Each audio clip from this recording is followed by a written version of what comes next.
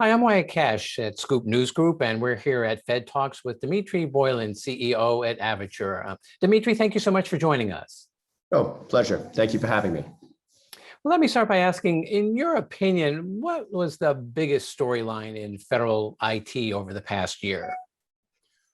Ooh, well, there's been a few big themes. I mean, I think if I had to say the biggest storyline, it was the infrastructure deal with the cloud. Um, that's had some interesting twists and turns over the last 2 years. I think for companies like ourselves, software as a service, we're paying a lot of attention to that because the idea is that creates an environment where the government can bring in SaaS companies and drop them down into an infrastructure and operate with them, quickly and easily. So, we've seen some really big shifts there with Amazon coming in, then Microsoft, the Oracle battle. So I think that's been the big story. Absolutely. Well, next, the nation obviously has faced a significant uptick in cybersecurity attacks in 2020 and 2021.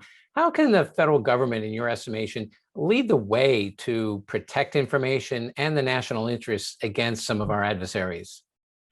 Well, there's no doubt that there's a cyber war now taking shape, and we're not really sure how that's going to play out. But as an operator of a software company, I always think that the first line of defense is having talented people that understand technology, that know how to execute with the technology. And I think the challenge for the federal government is to make sure that they get their share of talent.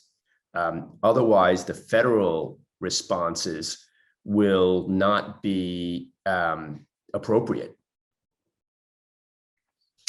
Well, and next, how would you characterize the pace and success of federal digital transformation efforts today? You talked about talent, but it's obviously bigger than that. How does that compare to maybe just the past few years before? And what do you attribute some of this progress, again, in the way of digital transformation?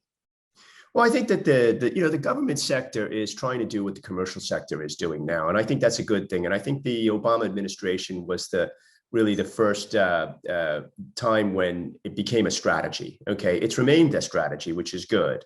The private sector in the United States has a lot to offer. We have a very robust, world-leading, technology business sector, and I think that now the federal government is starting to tap into that. That's good because I think, they won't have to be recreating the wheel, and they can focus a little bit more on exactly what they need in order to be competitive. So I think that, really things are starting to move in a good direction. Well, lastly, just to build on that, what in the federal technology landscape most excites you in the days and months to come? Well, I'm mostly focused on my customers.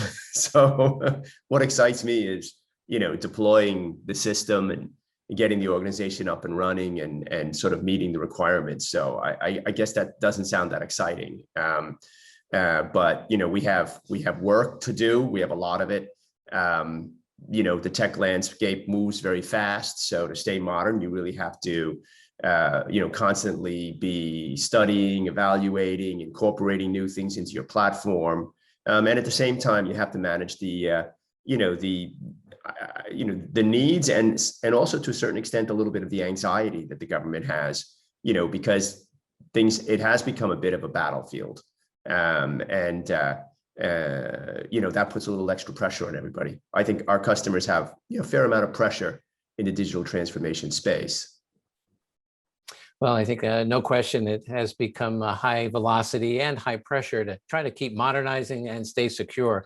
But Dimitri Boylan, thank you so much for tuning in with us today and sharing some of your insights here at FedTalks with our audience. Thank you so much for joining us. Well, thank you, Wyatt, for having me.